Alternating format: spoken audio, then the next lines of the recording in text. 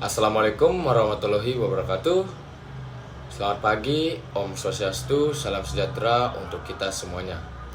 Perkenalkan, nama saya Igede Krisnadepa Pramana Putra dari kelas Nautika 3A dengan NIT 2241022. Baik, di sini saya akan menjelaskan tentang jaringan komputer dan perkabelan.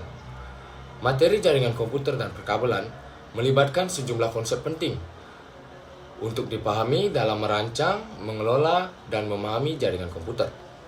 Yang pertama, ada model OSI, Open System Interconnecting.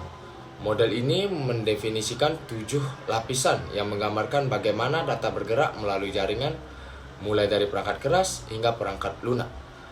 Ini membantu dalam pemahaman proses komunikasi data. Yang kedua, ada topologi jaringan. Ini merujuk pada cara perangkat dalam jaringan diatur dan dihubungkan satu sama lain. Beberapa topologi umum termasuk bintang, bus, cincin, dan mesh. Selanjutnya, perangkat jaringan. Yang pertama ada router. Router ini digunakan untuk menghubungkan dua atau lebih jaringan dan mengarahkan lalu lintas data antara mereka. Selanjutnya ada switch. Digunakan dalam jaringan lokal untuk menghubungkan perangkat dan mengatur lalu lintas data dalam jaringan. Hub menghubungkan beberapa perangkat dalam jaringan dan mengirim data ke semua perangkat yang terhubung.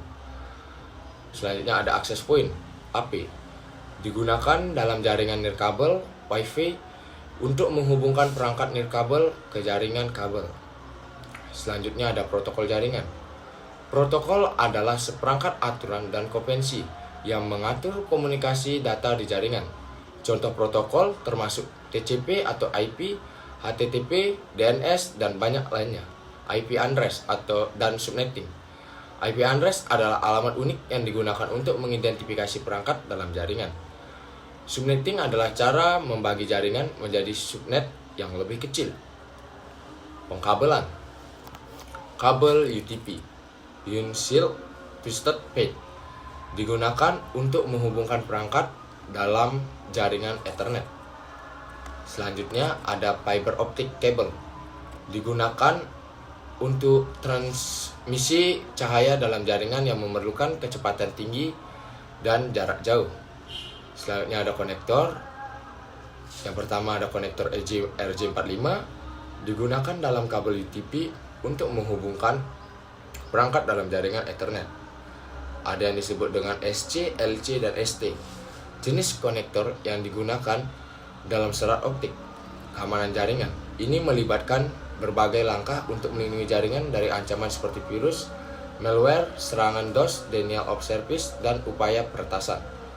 Pemecahan masalah jaringan, kemampuan untuk mengidentifikasi dan memecahkan masalah dalam jaringan, termasuk masalah koneksi dan kecepatan. Terakhir ada manajemen jaringan. Ini melibatkan pemantauan, pengelolaan, dan pemeliharaan jaringan untuk memastikan kinerja yang optimal. Sekian penjelasan saya hari ini.